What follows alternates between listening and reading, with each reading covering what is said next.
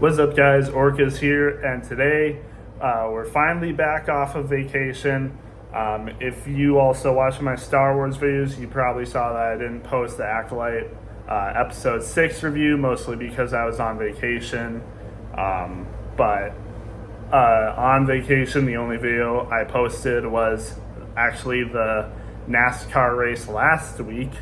And now I'm back from vacation, so now I get to talk about this week's race, which was the NASCAR Cup Series Chicago Street Race. And I mean, this would have been a good race, let's be real. If not for the stupid rain, this would have been a good race, honestly.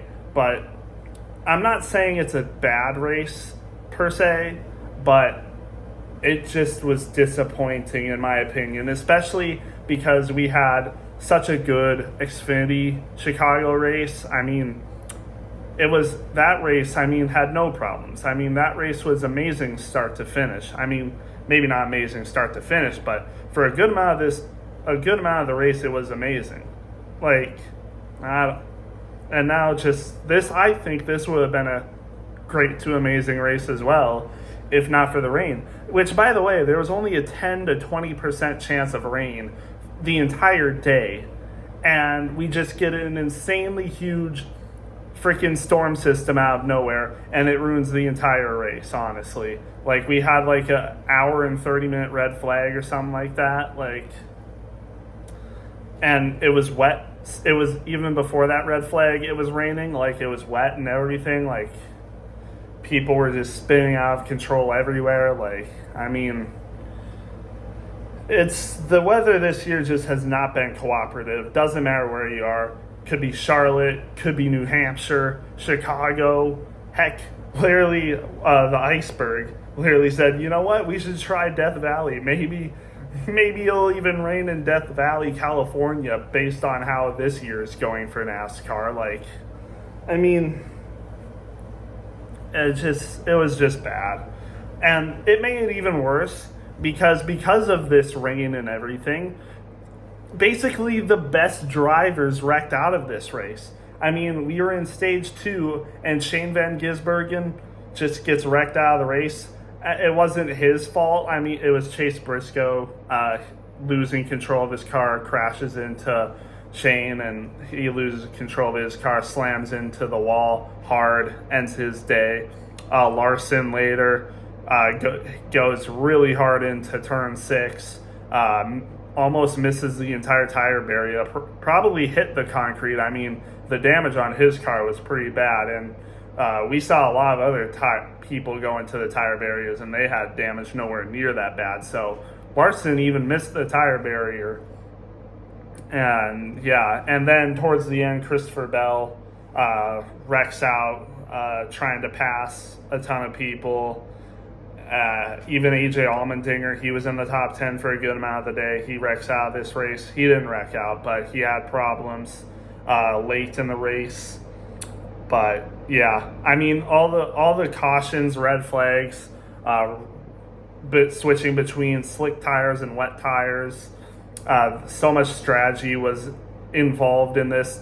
Probably too much strategy was involved in this, because also we had a thing where NASCAR said the race could only go until 8:20, and then they could run a couple laps after that.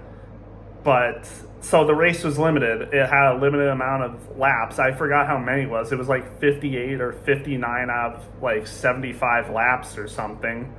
And yeah, just tragic stuff. This race could have been so good, like I said, and I feel like Chicago Street Race hasn't really had a chance in the Cup Series to show how good it can be.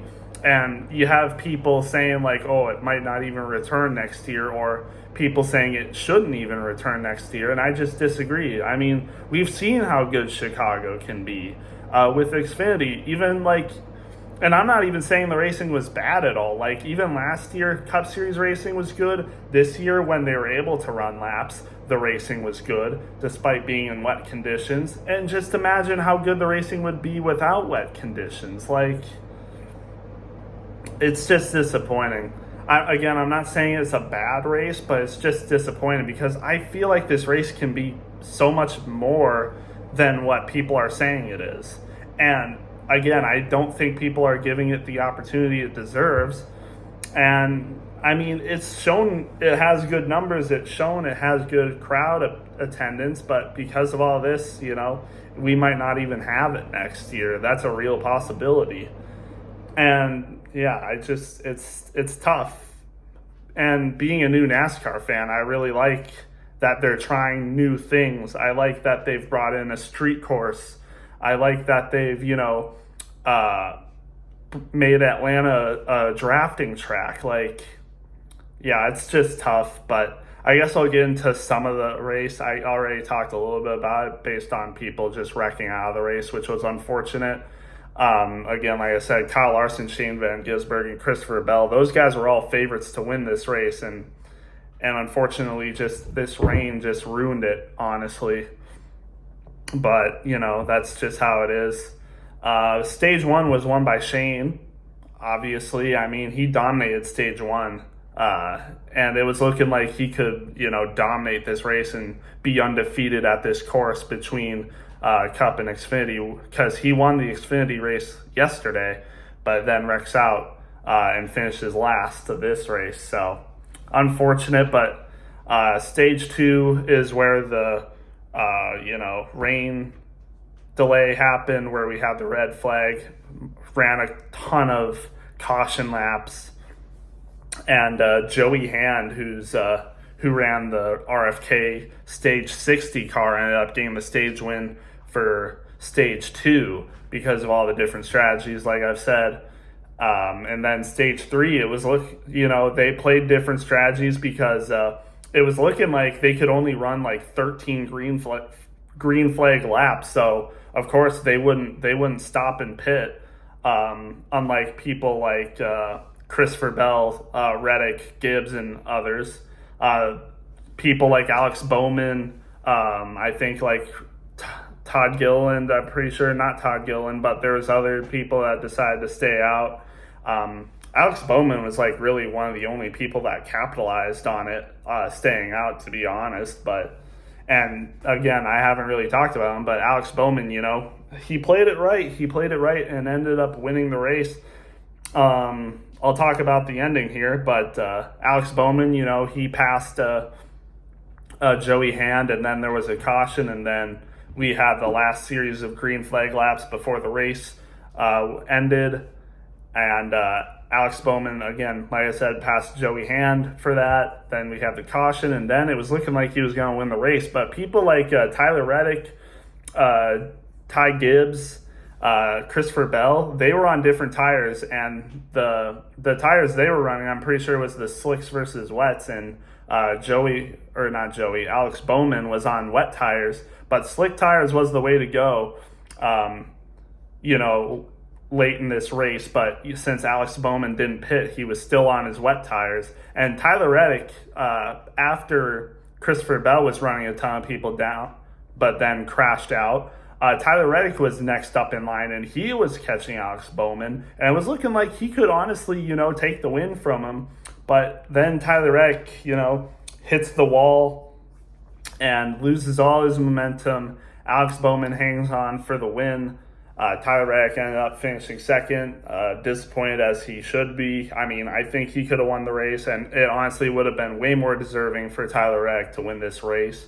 But, honestly, I think Alex Bowman deserves this race more than Joey Logano deserved the race last week. I mean, let's be real, that's definitely true. But yeah, I mean, just unfortunate. And it's unfortunate for Christopher Bell especially, because I think he should have won like the last 3 races, to be honest. I mean, he should have won last week for sure. Got that taken away from him. He should have won this week, honestly, after Shane Van Gisbergen wrecking, but then all that freaking strategy plays and cautions, rain just took it away from him, got caught up in a wreck. Just unfortunate. But yeah, that's just how it is. But yeah, that's really all I have to say. Again, you can probably tell I'm pretty disappointed, but I still enjoyed it. I think the racing was good. That's basically the only thing that was good about this race was the actual racing. Uh, Basically everything else about it was not good. And the cautions as well. I mean, because of the rain.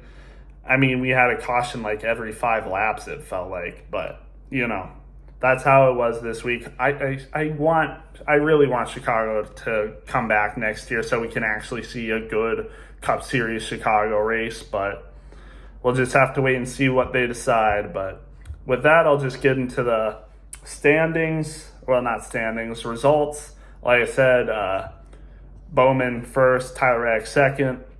Ty Gibbs, like I said, was running up there on the slick tires. He ends up finishing third. Joey Hand actually ends up finishing fourth on the same strategy as Bowman, basically. Just slipped a little bit behind him. Ends up getting fourth. Good run for Michael McDowell. That's one of the positive things of this race is that Michael McDowell got a fifth place finish. Good for him, but it's not enough for him to make the playoffs. He's definitely going to need a win. Even if he runs like this every race from now, he still won't get into the playoffs, so he needs a win, and he's running out of time. This probably was one of the better races that we have for him to do it, but unfortunately, again, we're running out of time, so hopefully he can get a win and make the playoffs, but we'll just have to wait and see. Ricky Stenhouse finishes sixth. Actually, good race for Stenhouse, to be honest. But I think he was involved for wrecking out Christopher Bell and Truex a little bit. I wouldn't say he's completely responsible for that, but unfortunate. Truex was having a good run too, and then he was part of that. So we'll get to him later, though. Todd Gilliland also had a good race, finishes seventh.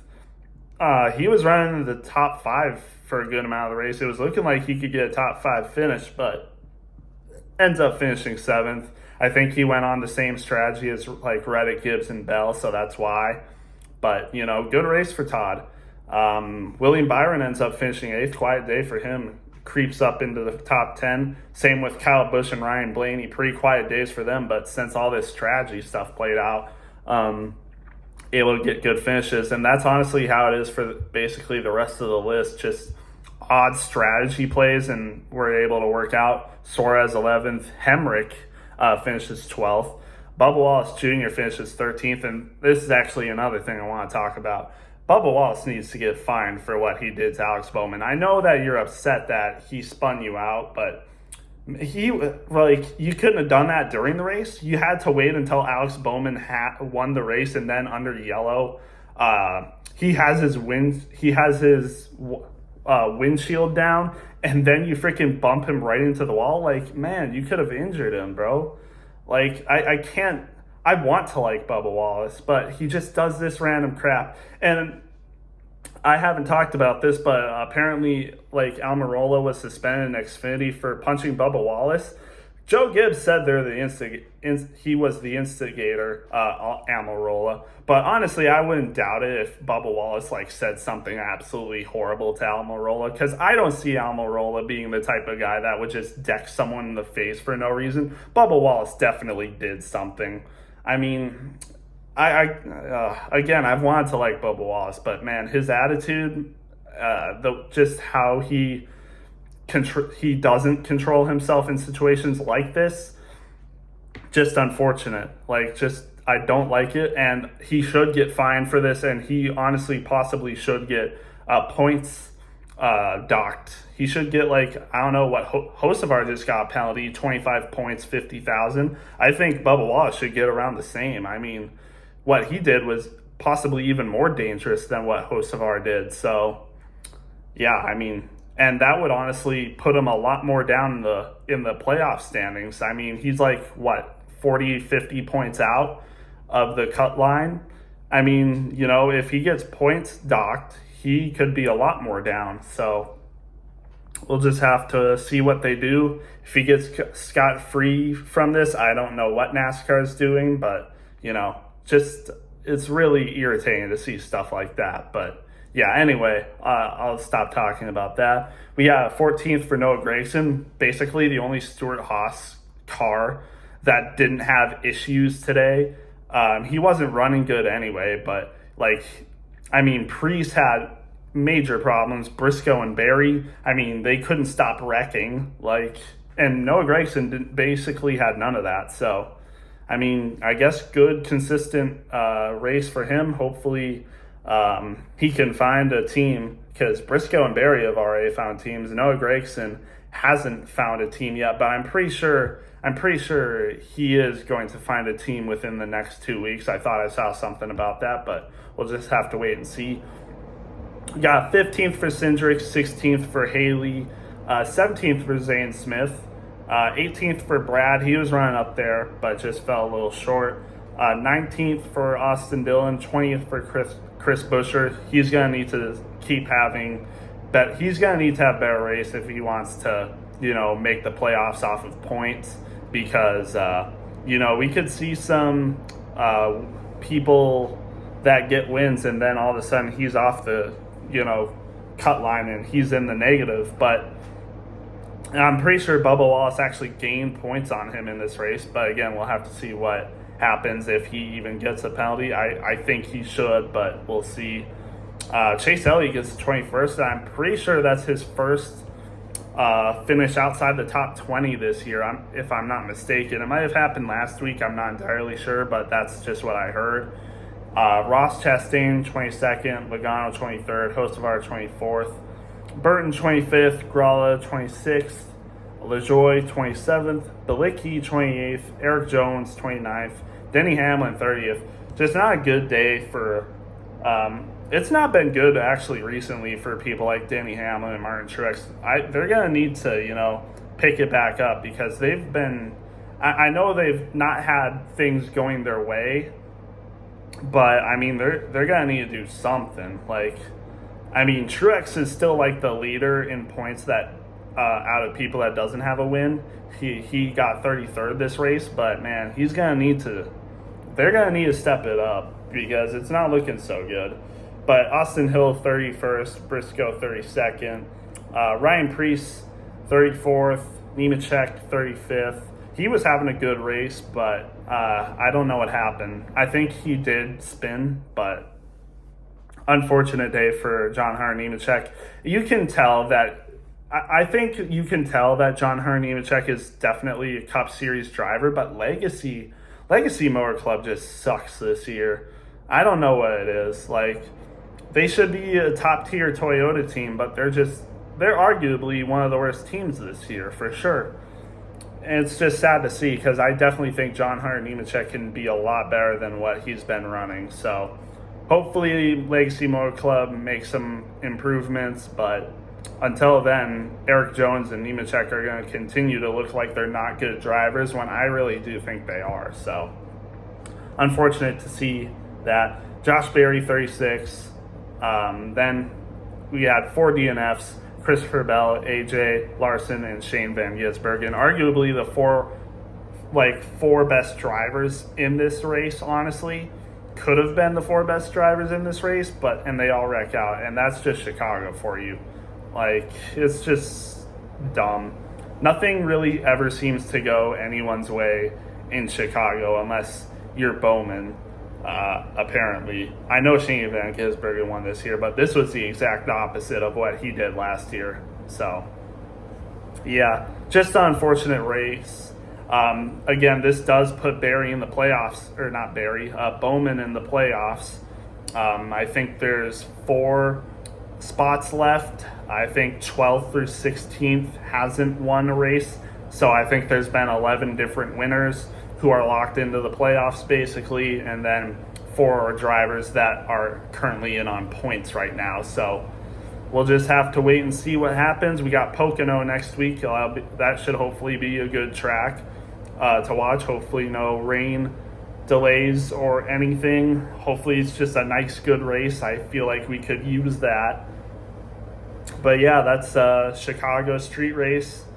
I mean, again, I think this could have been an amazing race, but it just ended up being disappointing. I still think it was an okay race, but I think I got to give it like a 70. I really do. I don't think I can give it anything higher than a C-tier race. So, yeah, just a disappointing day, but hopefully it gets better from here. Hopefully we don't see a ton more rain delays or anything.